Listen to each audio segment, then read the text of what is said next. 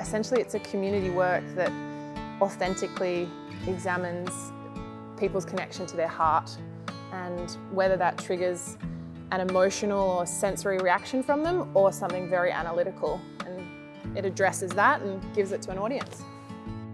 The connections that I've made with other artists and the connections that I've made with community members from all around the world, I feel there's a sense that I need to honour these stories and really look after them when I give them to an audience to experience other people's hearts, essentially. And this application was really easy, very easy to navigate, fantastic support at the council as well.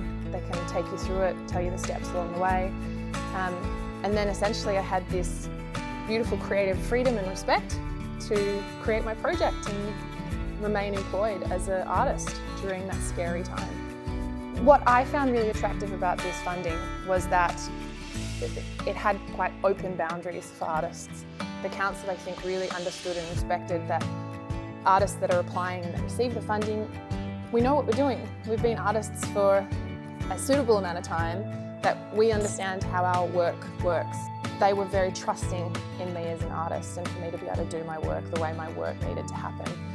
The work then responded to the environment, and suddenly I had not only a work that was responding to people's answers and to people's hearts and to years of research that this work has taken, but it was also responding to a community heart, to this hub, a space like what we're in now that brings community together, and then the reflections that my work had with what that hub was doing and then what the grant was doing for my work. There was this beautiful synergy.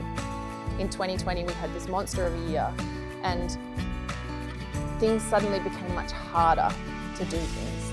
It's not that the work wouldn't have been created if it didn't have that context, it's just that suddenly it became harder to do it, or things were shifted in the way they needed to be done.